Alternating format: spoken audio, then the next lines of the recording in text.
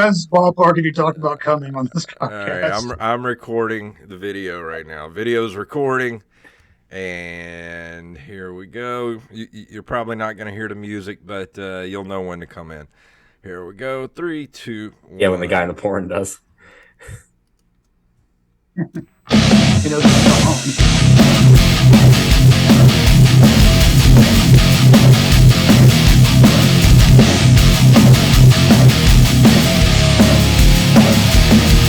You know what that music means? It means that it's time for an extra Patreon special content episode. My name is Jason Robbins. I'm Jacob Craig, and our guest tonight is known, what's the word? Monogamously? What? When you have one name. Monotonously? Everybody's wife Mono. knows about me. Our guest has mono. It's Krangus. Hey. I Krangus can't kiss your dad on the lips anymore. Oh, wait. Neither of our dads can be kissed on the lips anymore. Yes! I You're kissed part my of the- daddy on the lips for the last time. You're part of the Dead Parents Club now. Yeah. Been Yeah, waiting dude, for this.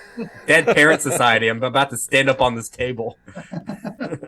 So I'm trying to Oh look man, it up. you're gonna enjoy, when somebody brings up their dad going, "My dad's dead." It's the best ever, man. Oh, yeah, dude. Because it's the way to kill the room immediately. It's a power that you now wield. It's funny while it's fresh. I did a show the other week, and I saw a comic from New Orleans that I haven't seen in a while. And it was like, hey, man, I'm really sorry about the whole thing going on. I was like, oh, it's cool, dude. I'm about to get up there and go, my dad's dead. And everyone's going to laugh. Did they laugh? No. They didn't. They didn't know I was there, hardly. It was one of those things. It was one of those surprise comedy shows. Well, it was supposed to be an outside festival, and then it got Oh. rained out and moved inside. And so it was an outside crowd inside. And so everyone was just fucking talking over everything, dude. Man, Well, we were I did- talking did- before. Go ahead. I did a show in Pensacola like 2 years ago. It was like a private gig, and the lady that booked it, I got on there, or I got up there. It was just private. Just her employees were there. Nobody else was supposed to be there but her friends. And her husband had just died. It's actually why she owned the bar. And while I was setting up the thing, they had like a really tiny stage that they had built a stage at this bar. But it was really small, and I was setting up the speakers. I thought I was going to set them up, get a drink real quick, warm up a little bit, and then make an announcement. Then, like I normally do. She just, as I'm plugging the speaker, she grabs the mic, and I can't, it's a small stage where I can't move around her. And she's starting to talk to these people. She proceeds to give a eulogy of her dead husband, who everybody in the audience knew. They were all friends with this guy. And I'm stuck behind her. Like, she goes for 30 minutes, and then I'm like, there's no way she's about to, like, bring me up. And I shit you not. She's like, so, for tonight, I have to be here for you guys. Give it up for Mr. Krangus. So that's how I came on stage, dude. Wow. Fucking awful. I had to follow a eulogy of a guy that is freshly dead, and everybody knew him. So you came on stage when that happened. When did you get on the stage? We were talking. We were talking before we started about trying to time your jerk to when like the dude comes in the pouring. But I feel like it's weird that there's like a whole different pouring categories on just like what dudes come on. You know what I mean? Yeah, I've stumbled into some weird shit before. Let's talk about it. Yeah, let's do it, dude. I mean, I've seen stuff of like guys like coming on people's personal belongings, and I'm like, what are you doing? Like sofa couch cushions and shit. I've seen the ones in like Japan where you hope it's scripted, but it's like dude like nuts on somebody on a bus, and you're like, man, I really hope that wasn't a felony I just watched, and I'm now part of Dude, it. I hope it's not scripted. Come on. It makes it more I dangerous. try not to. They- Anytime I see Japanese, or if it's Eastern European, I'm like, I don't want to watch this. Eastern European, I'm like, she was bought. She was like a purchased slave. Yeah. I don't want to take part in human trafficking. Kills the boner. Oh yeah, dude. I keep getting these Well, that- suggested videos. What were you Oh saying? yeah, they're the worst. Well, I keep getting these suggested videos of like these Euro girls who it starts out like on the windy street when like the thumbnail is just like a guy holding out a bunch of money to this pretty girl on the street, and I'm like, I feel like we're really playing dangerous ball here, guys, because that's illegal. What is it? Was it like in the Ukraine? Like bombed out buildings and shit in the background? Bombed out Fucking pussies, probably, too. dude. Oh. I mean, like, please, my family died. This is all I have. Have sex with me. Zelensky appreciates the joke. I mean, come on. I live next to a train, so the train that's coming. You know what the worst thing? You know what the worst thing in the world is when you like, because you pick the porn based off the thumbnail and you're like, oh, she's hot, and then you click on it and you kind of get into the story and you're like, and you're like about to nut it, then you realize a plot point happens. She's like, oh my god, I can't believe my brother's dick is so big, and you're like, oh god damn it, like it ruins it. That's the worst. Then you just keep going anyway, and now you're into incest porn. Yeah, dude. My problem is like I will scroll through too many before I start, and then I'll get right to it, and I'll be like, but I really wanted to check out that other video I saw too. So and then you're late for work. Right, yeah, then it goes on Sometimes for you've been way late too for long. work because you had to get that morning nut in. Sometimes you're late for work, so you have to finish at work. and Jacob Jacob, go straight to the fucking works bathroom in the morning, dude. Jacob works with children. I mean, they're not there. I'm glad that you clarified. You're like, we got to get legal on this. You know, Jacob, you better hope that your bosses never find out about this show, because you're gonna get fired immediately. I will say, for legal purposes, that was obviously a joke. I've never done that. Well, at the open mic Tuesday at the Juke, we had a first timer, and she was a teacher, and she did a whole story about how she like met a like I think fucked a stripper in New Orleans. Like, it was pretty raunchy. And I recorded the whole thing just because it's fun to record people's first set. You never know if they're going to keep showing back up. And I got back up and I was like, I'm showing the entire school district, and she lost her shit. She like thought I was for real going to fucking ruin her career. I was like, but now I have black. Man, I wish I would have made it up. Wish I would have made it up Tuesday. I had a birthday party to go to, so I didn't get to make it Tuesday. What kind of birthday party was it? Because that's birthday party can mean a lot of things. It was a friend of mine. Was it like a fun kids taco truck birthday party, or was it like an old sad? It was a friend of mine. Hard candy birthday party. It was just a friend of mine. We went and had Mexican, and it was an adult party. You know, hanging out, talking. Not an adult party, but you know, it didn't have like clowns or anything. Where'd you find your stray adults? Where'd they come from? Are they feral? Do they bite? Yeah. No, it was just a birthday I'm glad party. we left it there, guys. It was good to see you all again. So, Krangus, we failed to mention why you're on the podcast tonight. You're on here because you're recording your first ever hour-long special. What is it, May 25th at Comedy House NOLA? May 25th. I haven't really come up with any title. I guess Krangus is coming to town. I don't know. It's the stupidest thing I could think of. The title's not important. The important thing is we've got like a legit camera crew, multicam, and all that stuff. And because I wanted to do it, but I wanted to do it right. And because that was my first goal originally, was rather than getting TV credits, was I want to get that hour ready and actually push something out. And right now is a good time to push content because there's a writer's strike going on. And, there's the first thing that usually goes on a writer's strike is comedy series and shows because those kind of things take a little bit of time to write. In this case, 10 years. But I think that I'm in a pretty good position to pitch to some of the major networks and, maybe cross that picket line because I'm not a part of any guild. So I don't care. I'm just trying to make my own money. Yeah, dude. I always try to cross any picket line I come across personally. Even if you're not even in the... Yeah, just no matter what, dude. I honestly thought about that too. Like, I really wish I had my screenplay finished so that I could just be like, you make, please? I wrote a screenplay I took film all through college, and the first two courses you have to take, they make you write like the first 90 pages of a screen or the first 30 pages. And then the last course is you finish it. And if you read the screenplay, it's one of those, you can tell in the first like 10 pages, oh, he's trying to go for the A. And then by the last 10 pages, you can tell I was like, C's make degrees, dude. I'll fucking just finish this piece of shit, give it to the professor. So I've written a screenplay, but it's mediocre at best. But it was like season 5 Breaking Bad. Like it started off strong, and then we got fucking.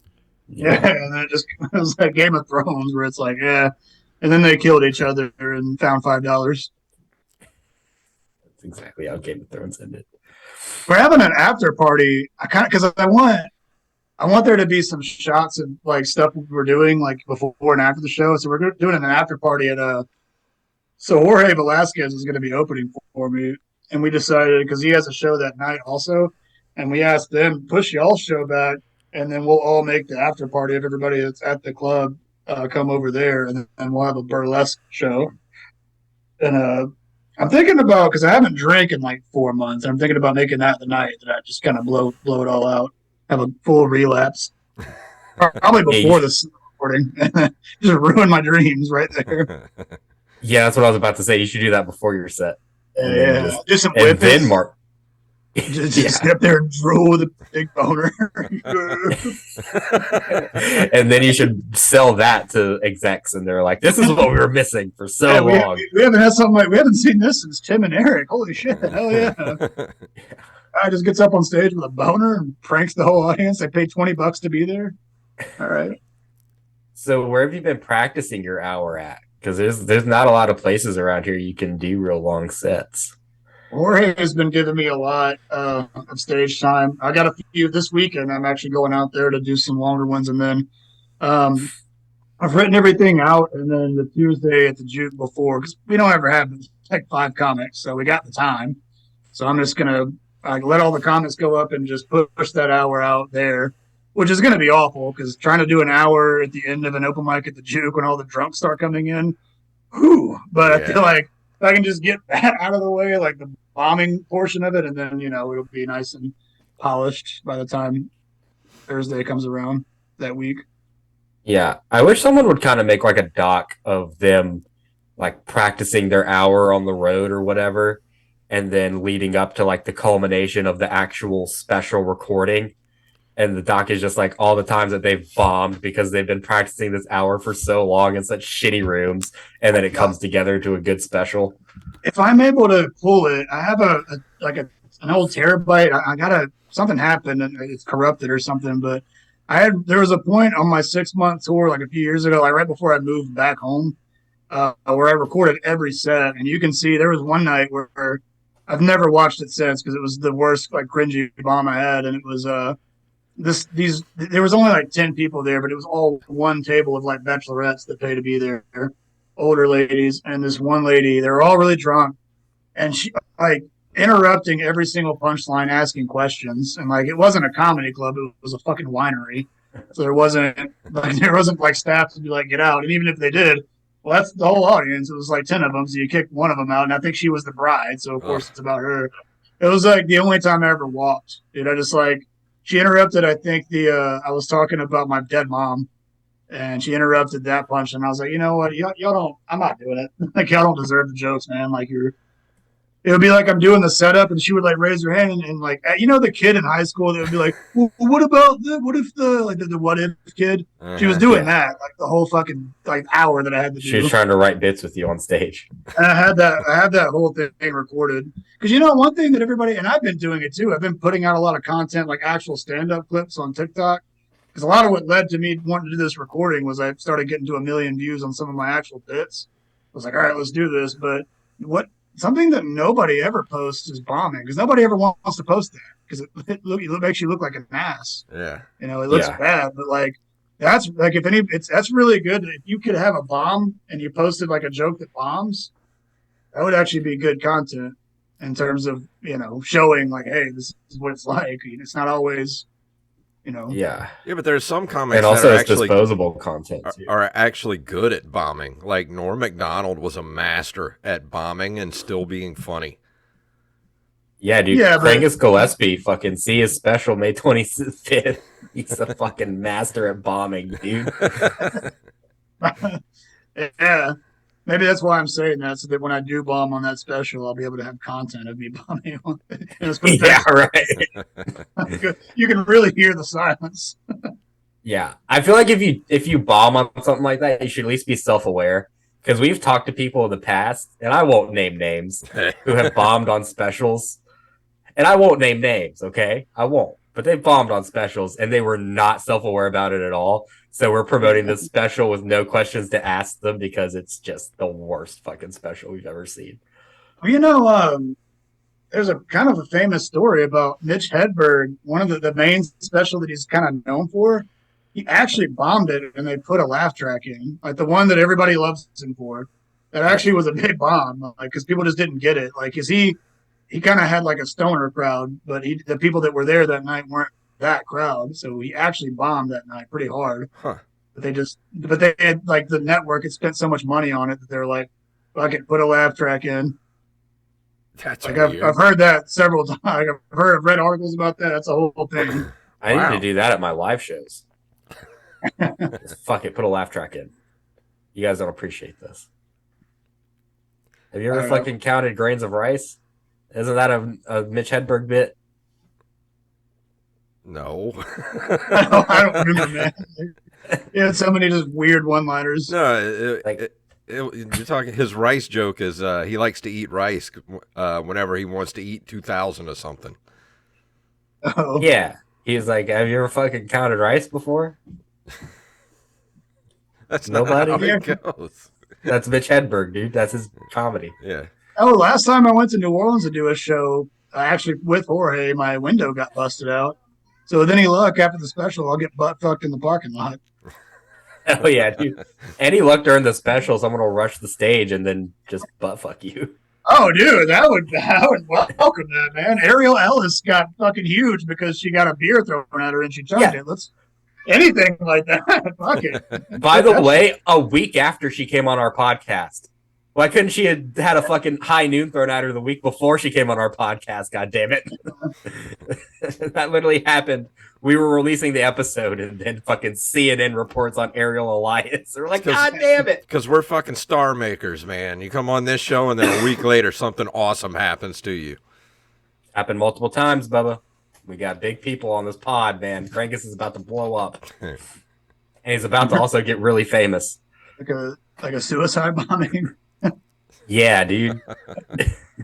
How has the New Orleans scene been going? You've been going over there a lot. Is it getting good? Well, mostly I've been going over there to kind of do word of mouth promoting for this. But yeah, I mean, it's, I think a lot of, when I had lived there for a little bit, and it felt like at the time there was a lot of gatekeepers that weren't very, they weren't very supportive of like anybody that was new. They were just it was guys that were like booking each other.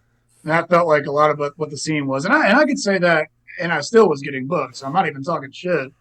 But it feels like when COVID happened, a lot of those people kind of stopped, and then a lot of the underdogs started like doing shows and producing shows, and then the old gatekeepers that weren't really letting anybody up were like, "Oh, what the fuck? We hate it!" And like they were trying to smear them and do smear campaigns on all these guys, and it's like, well, you're not really complaining about anything actually bad that happened. You're just complaining because you don't have any power anymore. So I don't really have any.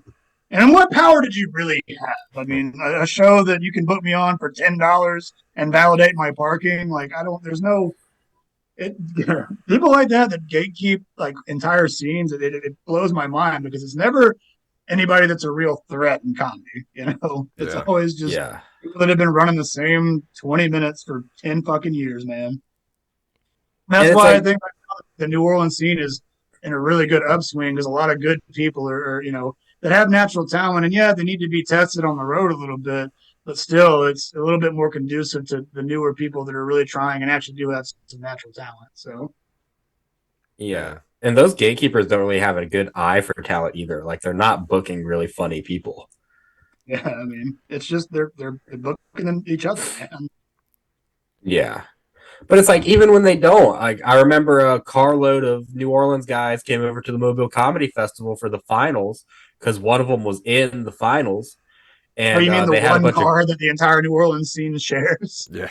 Yeah, the one car that they rent. God. They don't even own it, dude. This fucking We can talk Cheryl about Ritzel that on in a that minute, thing. but yeah. So they're at the But Mobile Comedy Festival. yeah, and they come over and they have cards to give out to like comics to be like, hey, come do our shows. And they don't give it to any of the other top three because the New Orleans comic got first. The next top three didn't get these cards from these guys, and like the people who finished in the bottom, who were fucking horrible, but they brought people to come see them. They were like, "Here's a card to come do some shows in New Orleans," because they fucking brought people. Was it Bringers? Bringers, here's my card for a Bringer show. It might have been, dude. I don't know.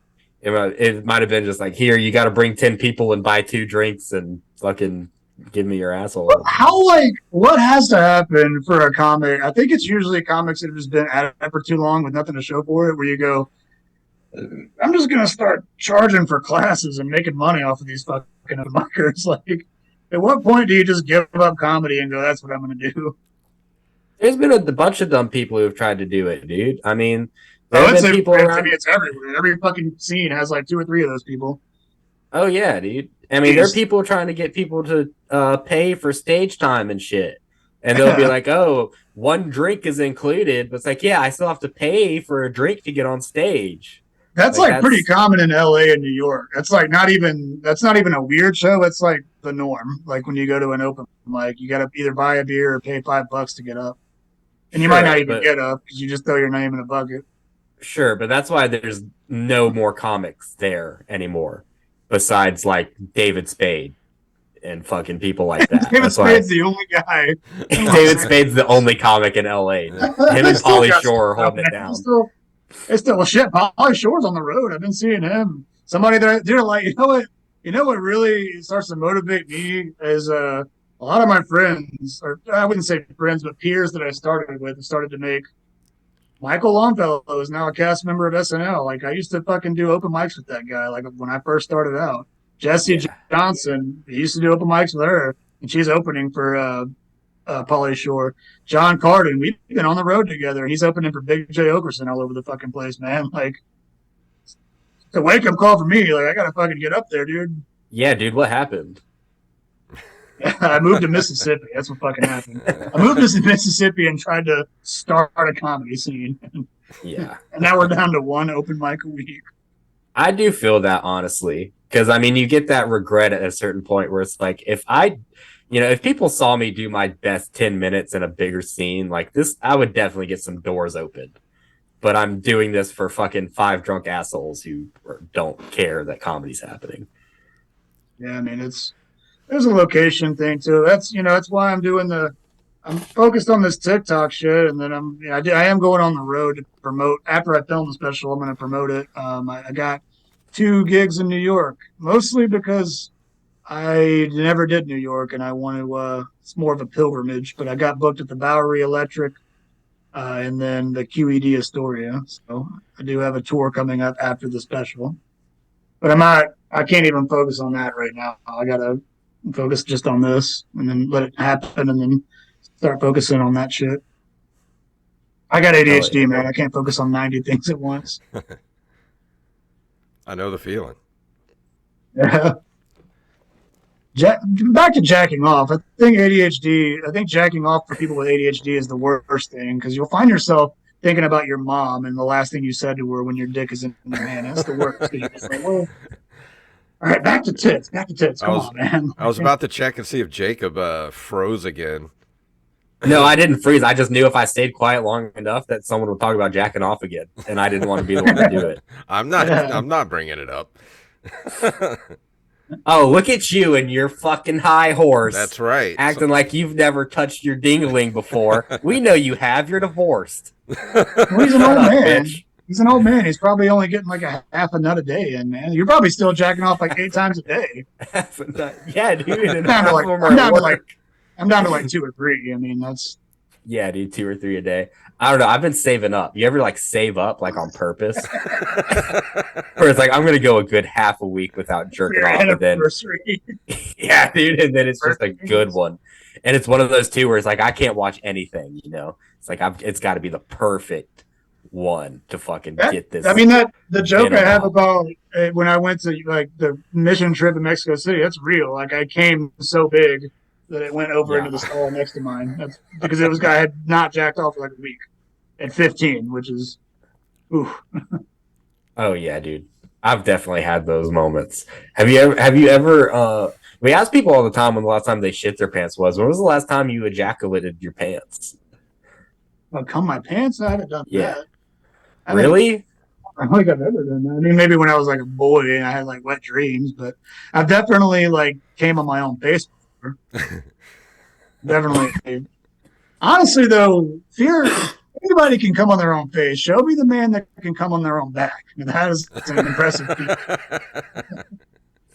Like Oh the yeah, dude. It's like salt. It's good Kardashian luck. poster with the champagne. Yeah. Oh, dude. I've definitely accidentally spilled seed before, which is a sin. I think Spill seed sounds like a Viking like raping and pillaging people. I spilled seed in your daughter last night. Jesus Christ. I think That's I such have an a good. aggressive way to put it. I think I have a good because of you, Krangus. I have a really good idea for a new podcast artwork is to have Jacob doing the Kardashian thing and coming on his own back. That'll be our new Hell yeah, podcast dude. artwork. Facebook's going to restrict your account. Not for nudity. Yeah, though. dude. We'll It'll be get for banned hate off of speech. everything. Jacob breaks the internet. We're gonna have to We're gonna have to start putting link in the comment on all of our TikTok videos, or link in the bio. I'm assuming that you guys have been like put in jail before on Facebook, right? I'm assuming that's happened to all of us here. No, dude, I've never. been put in Facebook jail. I've been wilding on Facebook. They do it, and then like they don't tell you why. They're just like, your account's restricted, and you're like, well, why? What happened? Like, what did I say? And they're like, I don't know. That's how Facebook. And then you can I literally won't tell if you show you don't. where it's like I literally have a thing because I'm monetized on Facebook, and but sometimes I'll put one out and it's like this reel isn't monetizing, and you're like, what the fuck? It's getting a lot of. They always pick the ones that get like a shit ton of views. I think that's what it is. They just go, oh, it's getting 30,000 views. No, not monetized. Like, but I can show you. Well, when it gets to that point too, they'll nitpick about anything. Like if it's not fucking Oh, Nate Bargatze TVG, then you're gonna get restricted. But 'cause that's they won't what I'm pay you that $12. that's why I got to do this, man, because this special is important because I literally, you guys have heard my booger joke. I'm not going to tell it on the podcast, but I posted literally, I was at Compton's room at the library on Beck like a year ago, and I literally didn't have a tripod. I put this phone into a napkin holder, recorded the set, posted the booger joke. I got to just split it off into different jokes, and I got 1 million views. So I feel like if I'm hitting 1 million views on bullshit phone in a napkin holder, I got something, right? Like the internet definitely wants to hear me. I Yeah. feel like. I would think so. Or they just really want to look at Compton's arm, and they were just like, "Holy shit, what the fuck was that?" And they keep replaying it 1 million times. Lieutenant God Compton, damn, you that's got fucked the up. arm. I remember when he lost I think- his arm. I was like sad at first, and then immediately my first thought was, "Fuck, that dude's gonna be so funny when he comes back." And I was right. Yeah, dude. And he does it. He has so many jokes about it, and he doesn't have enough jokes about it, dude. That would be my whole. I'd have an he's hour really good on at that blending fucking it in arm. with other stuff, like Yeah, but it's Man. like when he's talking about that how he wears skirts, everyone's like, "Dude, the arm, come on." It would be funny. I've seen him do it where he like doesn't acknowledge it the whole time, and then it's real weird. Yeah. People are like, And "Come he's on, like, we "Oh wanna hear wait, about- this." we want to hear about the Franken arm. Come on, man." Franken Get with arm. the. Right. Dude, I do. I remember always the like last time he- following him because he did. We went to one of the times I did his shows. We went to I think what's that fucking the in Panama City? There's the Chow Time buffet. We went and it was like dude, Veterans chow time Day is or- a staple. It was like Veterans Day or Memorial Day, and they carded me for the veteran meal, and they did not card him, and he got like his veteran meal like covered. He's not a veteran. That's hilarious, dude. With me, they're like, "Stop! You have committed crimes against Skyrim and their people." I was like, "Shit." That's fucking hilarious, dude. I remember the last time Compton booked me, I bombed in front of like 4 people, and I just did so fucking bad. And at the end of it, I just started doing like Compton arm jokes as well. And then I got the crowd back in like the last 2 seconds by just being like, "Get it up for your host, Compton Righty Smith, everybody." They're like, "Hell yeah, that's what we were missing." Now when he's in the room, I have that joke about my Aunt Kay who like lost her right leg, and I always pause and I'm like, my Aunt Kay and Compton should fight.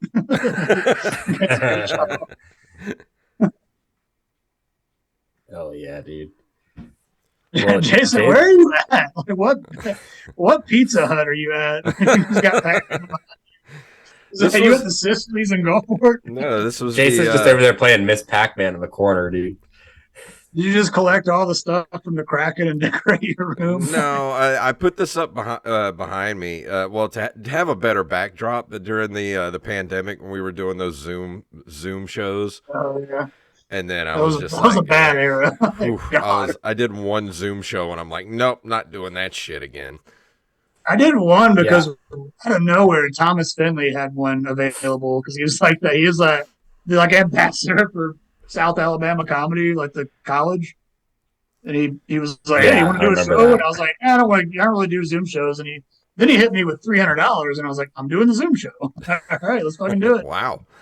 And just sit in my living room and do a fucking 45 minutes of jokes. All right, I don't have to actually make anybody laugh. I mean, hopefully they're laughing, but oh shit.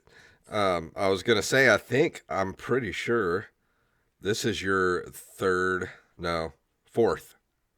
This is your 4th time on the show. Well, I remember the first one I thought y'all didn't release because there was something wrong with the audio, and then we redid it. So not your first guest. You were on the very first episode, episode number 1. Then you were on our Patreon special number 6, our Patreon episode number 12, which was last March. Wonder what was going on last March where I was like, put me on the pod. Let me look. Said you gave us more horror stories of open mics past while Jacob chokes on meat. That was the show notes. Oh yeah, that sounds like something I'd do. Yeah, and then your dad died, so here we are. Yeah, dude, my dad died from choking on meat. Jesus. Like father, like son, dude. I'm just kidding. He had diabetes. He died. Man, I gotta say, so when I saw you last at the mic, I do like to typically smoke like one little hit of weed before I go on. It just kind of relaxes me if I'm not drinking. But I was doing it with your mom and Nikki Coleman, and we were in the car. Oh, yeah.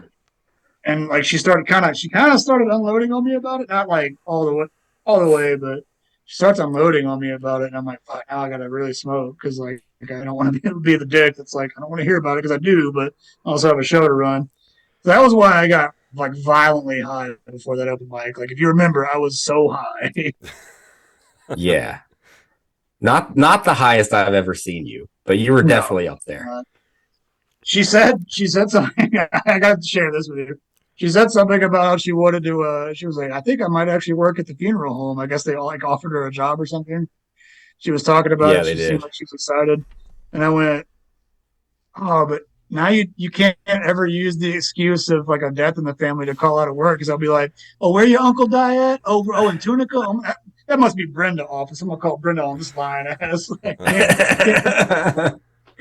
Can't use that excuse anymore. I love how you just assumed the lady was black because it's in Pascagoula. Tell me she's not. The lady's white. I'm willing to stake my life on it. Was she actually? No, the lady's white as shit, dude. Well, I'm dead, I guess. Yeah, my mom's probably going to get that job, which it's so weird, like in the middle, because we've used that funeral home 3 times in the last year when my uncle, my grandma, and now my dad died. So my mom's just fucking stayed in there. And the lady was finally just like, hey, do you want to like be a receptionist here or some shit? It's like, since you're here enough, do you want to be here forever? It's not like she goes there to drink a beer or anything. When she's there, people are dying around her. I'm surprised they didn't give her a I guess if you're a funeral home director, you gotta Death is just so funny at that point. You just gotta fucking laugh it off. I'm surprised they didn't give her a punch card. Like, fourth one's free. Yeah, Now dude, she's got for one to real. clock in. So Yeah, which I guess I mean they saw like she had all of her shit together with all of it. Because I mean, my uncle died, and then a few months later, my grandma died, and then almost like not even a year later, my dad died. So she's just like, "Yep, here's everything exactly that you need for a person dying." yeah. She's like, "Oh shit, you should fucking. Are you deaf, dude? You should work here." You're a real pro at dead people. Yeah, dude, you're real good at dead people, bro. So tell everybody when that special's going to be again. May 25th at 8 p.m. at the Comedy House in New Orleans. You can go to my website at Krangus.com. It's got all that information on it. Oh Awesome. yeah, dude. I'll put that in the show notes. How do you put that in the show notes? How do you get a fucking show there, dude? I've been trying to get shows at that place since it opened, and Just I've show just up been at the getting mic on hard Wednesday. passes. Just show it. He really like. There's so many people that want to, but you got to remember, like they're really only going to book the people they're seeing because at their mic, I see typically like 20 to 30 comics. A lot of them are new though, so anybody's got a good shot. That's what's good about that club is that he is looking at people based on what he's seen, at the club. He's looking at people, and it's actually a really easy room to question. It's real That's small. good. The bar is like kind of separate from the thing. It's a comedy club. I mean, it's independent, yes, but it's still set up properly like a comedy club. So yeah, just go on a Wednesday when they have their open mic, sign up. If you do well, hit him up afterward, and he'll get back with you. Shit, I might have to go. Brought over that there. New York That's never guy gonna out, happen. and he crushed it the next night. The New York guy that came out Tuesday that he called that guy a school shooter or something, and the guy like walked out. Yeah, I brought that guy to New Orleans with me, and he crushed it. And then the owner gave him a spot like this week, I think. So.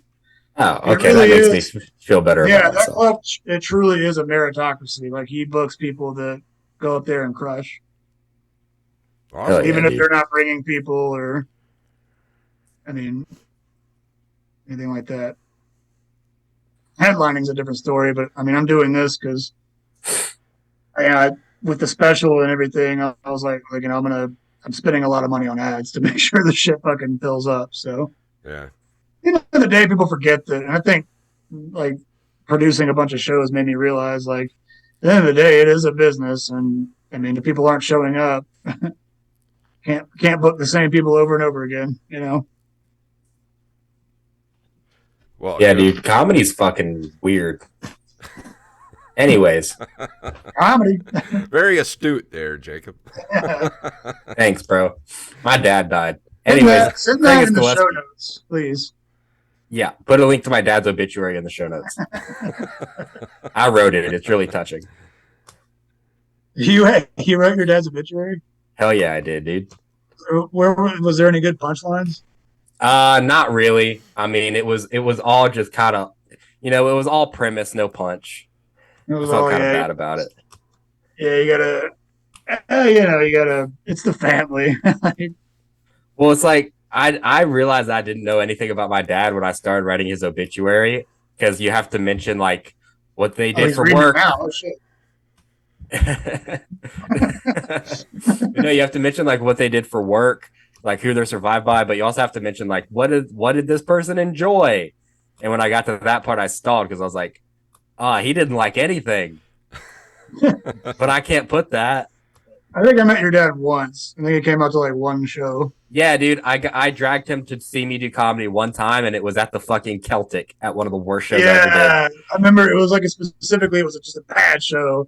And it was he the brought night that the bouncer got really drunk behind the bar and wanted to fight the comics. Yeah, That dude. Yeah, it was that night, and there was a bunch of big guys like fucking with the comics, and my dad brought a gun, and he was about to like shoot somebody. Oh hell yeah! Yeah, dude, my dad was about to fucking murder someone for trying to fucking rush the stage. Put that in Ocean Springs, talk of town. Damn it. Yeah. Oh, y'all missed. I had like a full angry rant about that page Tuesday at the mic, and whew. What's wrong with Talk of the Town? What's the town talking about? it used to be great because I remember whenever you were hosting the juke, you would post the flyer in that page, and it would actually, because it was like, okay, we're putting positive things. Here's actual things that are going on in the neighborhood that you can come enjoy, or if there is something bad, like get the word out. But I think just with more members, it just became like everybody jumps on one thing that happens. Like everybody got mad about the shooting. All right, okay, the shooting happened. It's a horrible thing, right? Not saying it wasn't bad. But people are starting to compare it to, oh my God, Ocean Springs is. Yeah, I feel safer in the south side of Chicago. Somebody actually said they feel safer in the south side of Chicago than in downtown Ocean Springs. Are you fucking kidding me? Like, somebody that is somebody who has never lived in any fucking bad part of the world, man. So and it's like, the problem with it was the first time there was a shooting, everybody was all up in arms and hate speech, hate speech, hate speech. And then suddenly Morgan Wallen canceled a fucking concert and everybody forgot about the fact that somebody fucking died. So my whole rant was like, you motherfuckers are going to forget about if you haven't already forgot about the man who died, you're going to forget about it the next time a goddamn rooster gets murdered downtown. So shut the fuck up. And I just did another rant for you guys. I will say that they need to put an end to the rooster murderings in downtown. It's gotten a bit out of hand. It was such a wild thing to make national news, though. Yeah, dude. Well, it's like, I mean, with that and like all the trans stuff, it's like cocks are getting murdered, bro. Cocks are getting cut up. we need to save the cocks, bro. This podcast is sponsored by Bud Light. Everybody, Bud Light. You could just do like me, be an old man and never go downtown for anything. Yeah. There's so many old people in downtown, dude. They kind of rule it. They rule downtown. Yeah, Jason's three of them. Yeah. Yeah. But it's like it's certain parts of downtown. Like, I mean, there are certain parts of downtown where it's nothing but like pastel colored fishing shirts as far as the eye can see. And it's like shootings aren't happening there. No, I mean, I don't even know anything about the scratch, but the other thing was that everybody was a lot more focused on like, let's shut down the scratch kitchen. They were more focused on that than they were about actually figuring out like motives of why the guy did it. Is this gang related? Is this dude even from here? Because one thing that I'm looking at is, you get more and more people into any like small area, and we had like the town of Ocean Springs has been pushing like tourism ads all over the fucking southeast. The more you do that, the more people show up, and you're not equipped to handle that, the more bad things are going to happen, especially when resources get there and people don't have, like, you look at the Scratch Kitchen that night, people were posting videos. It was fucking crowded, man. Yeah. And the more people can't get to the bar, which that is a resource, like however you want to say it, but it is a resource. The more of that happens, the more people are likely to get violent. And everybody's more worried about the Scratch Kitchen closing down than the fact that Ocean Springs itself is pushing all these tourism ads to get people to come down here, but aren't doing anything to make sure everybody's safe. Yeah, and then more. I will say too. I didn't even know the Scratch Kitchen existed until that shooting. Like, I literally I couldn't pick that. Like, I would just drive right past it. I have no idea where it is. The old love shop. At the same. Oh, that explains a lot, dude. That building's fucking cursed. Yeah, a lot of people say that. It went from racists to fucking gang shootings, like opposites. Well, I mean, there's a lot of stuff because the owners of the Scratch Kitchen were blacks. There's a lot of, and I haven't been able to read a whole lot into the other stuff because I actually left the group because I was like, I used to be able to get people to come to shows by posting flyers in it, but it's not. All that always gets pushed at the bottom because everybody focuses on these like really just negative and violent posts. So I don't post it. I just left the group, but they're black owned, and their side of it is you guys are trying to snuff out the only black owned business on the street, which actually isn't true. Pleasance is black owned, but that kind of been their argument. But they've also been accused of a lot of other things, like they weren't paying employees. Like a bunch of people went on the group saying that they weren't being paid, and that's an issue. So yeah, I heard about that before I heard about the shooting. Pleasance Barbecue, friend of the show, by the way. Get your used tires and barbecue from Pleasance Barbecue. But I will say, like, it's not It's what you would expect from a barbecue place that sells used tires. But there have been this even more shootings in both Pascagoula and Gaucher, like around the same time as both of the Scratch Kitchen shootings. There have been multiple shootings in Gaucher and Pascagoula that no one's talking about, no one cares about because it's not in a rich white part of town. Yeah, People only care about this shit in downtown Ocean Springs because it's a rich white part of town, and like I don't already feel safe. I'm sure there's been a surge, but shootings already happened in Moss Point. But I think again, it leads to a lot of like right now we're in that spring break season, and you know people come. This is the time of year when people come out here, man. This is the we kind of thrive on the tourism industry, but we don't. It's like we want the money. The city wants the money from it, but they don't want to have to pay to deal with the problems, you know, of event planning. Yeah. And here's the real question: Could Carl the Rooster have stopped that shooting at the Scratch Kitchen if he was still alive? I mean, nobody's asking the real important questions, Jacob Craig. I mean, could Carl the Rooster have saved all of us? R.I.P. Carl.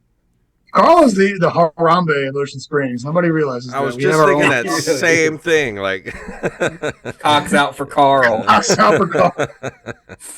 Did anybody ever say that? Nobody. Okay. Nope, they did now. We should make those shirts, dude, and put Carl the Rooster on it. We'd make a fucking killer. Oh, it wasn't that, but people were definitely marketing on that shit, dude. There's been people that have sold. I think one of the boutiques downtown sells Carl shirts. Oh yeah, dude, I would definitely sell out on a dead rooster. Twisted Anchor was doing like flash tattoos for Carl. You can go get a Carl tattoo. Wow. Imagine explaining that to your kid 20 years from now. She's like, it's a fucking rooster that died. And 20 years from now, when the dust from Fallout is all around and you put your son's gas mask on to go to bed. Dad, what's that tattoo from? All around the radiated skin that's on your wrinkly hands. Well, son, back in the day, before the road raiders came and raped your mom, we used to have a rooster in town. I just don't feel safe. Such an old person thing to say. Like, there's one shooting in an area. It's like, I feel like I'm in South Central. Like, what are you talking about? I literally, one of the post that made me leave the group was, we moved to Chicago and we feel safer here than in Ocean Springs. And it's like, bitch, you must have moved. I mean, there's nice parts of Chicago, dude. Like, you must have moved to one of the nice parts. If you're moving from Ocean Springs, I'm assuming you had a little bit of money anyway. Like, come on, shut up. It's not the same. Yeah, dude. Anywhere you can get good food on the coast, it's not safe. Like, if you're enjoying your meal, just know that you're in danger. I've heard good and bad things about Scratch Kitchen's food. I can't really make any assessments there. I don't know. Pascagoula too, dude. Oh, yeah? Where's the barbecue place in Pascagoula, you fat fuck? Tell me. Oh, dude. Tell me where you're going to die, Jacob Gregg. Since I've been working with black people, I've been getting all the good restaurant recommendations. They have been treating me right, dude. Fucking Hong Kong Palace in Pascagoula, Sips Wings, Lucky Seafood, fucking all that shit, dude. How about Sips? I fuck with Sips. It's all good, dude. And they just opened a Dim Dam Burgers in Pascagoula. Ooh, game over. For you, type 1 diabetes. Yeah, no shit. Yeah, dude. And they'll ask me for food recs, and I'm like, Dickie's barbecue pit's real good. And they'll go there and be like, it's trash. Dickie's is hit or miss for me. Like, some locations are all right, but it's never any better than mediocre. I don't know. It depends on who's cooking it. All right, fellas, we're getting up to the end of the episode here. What do we want to push before we get out of here tonight? Yeah, man. Out for Carl, dude. Yeah. I'm going to be on WXXB tomorrow in the morning. Yeah, it turns out it's not that hard to get interviews on that fucking Fox 25.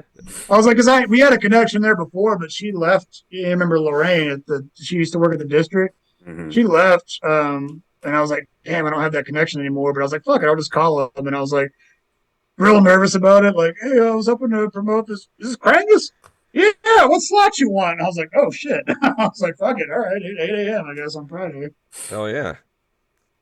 I will say it's easy to book the interview. As long as a rooster doesn't doesn't cancel a concert, and boot me, I'll be able to be on. So I got to think of something clever to do tomorrow. I already have one idea, but yeah, if you happen to tune in to WXXV Fox 25 at 8 a.m. on Friday, that's tomorrow. So this isn't going to come out by then anyway. So Well, I don't even know why I'm promoting it, but more importantly, May 25th, you can see me at the Comedy House, New Orleans. I'll be the openers are going to be Jorge Velasquez and AJ Bell. So I got solid openers that do like legit material, and I'll be doing an hour. awesome. What about you, Jacob? You got anything coming up? Yeah, man. I think it's June 4th. Let me check the date on that. Yes, sir. June 4th. You can see me at Doc's Hop Shop in Pensacola, Florida. I'm going to be in a competition over there where the winner gets a 10-minute paid open spot to open for our friend Mo Alexander. And if I don't win, I'm going to call Mo Alexander and ask him if I can have a spot opening for him because I have that possibility to fucking do above all these plebeians. And dude, I just booked a whole bunch of fucking cool people for the show, man. We've got Mike Racine coming on this next week. We've got WFU podcast. That's going to be a fucking chaotic episode. Abby Washuda coming on at the end of the month. Gina Hyena to kick off June. Galen Nash. And I just rebooked the funniest man on the fucking planet, Sam Talent, for the end of June. Hopefully we can actually get him to walk on the fucking pod. We're supposed to have Sam Talent on at the end of June, dude. So you guys stay tuned.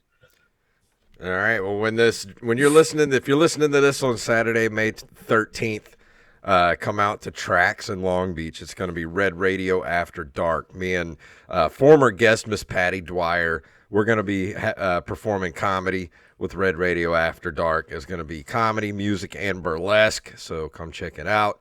And I think that's about it, fellas. And anything else before we get out of here this evening?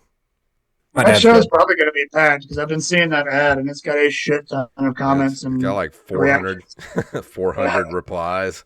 So sitting there like, it's just a flyer. I literally, for my ad for the thing, I put like an actual video of a joke and it's only got like 10. It's got like 5,000 views, but I'm like, damn, like, what are they doing? It's just a flyer. What the fuck? I don't know. Yeah, I don't know. Facebook, are we done? Or you trying to sign off? Yeah, we're going to sign off here. If you'd like to email us at openmicerspodcast@gmail.com. We're at openmicers.com. Of course, our Linktree is Linktree/openmicerspodcast. Go join the Patreon so you can support extra episodes like this one at patreon.com/ompodcast. And that's going to do it for this extra episode. We will see you guys next month.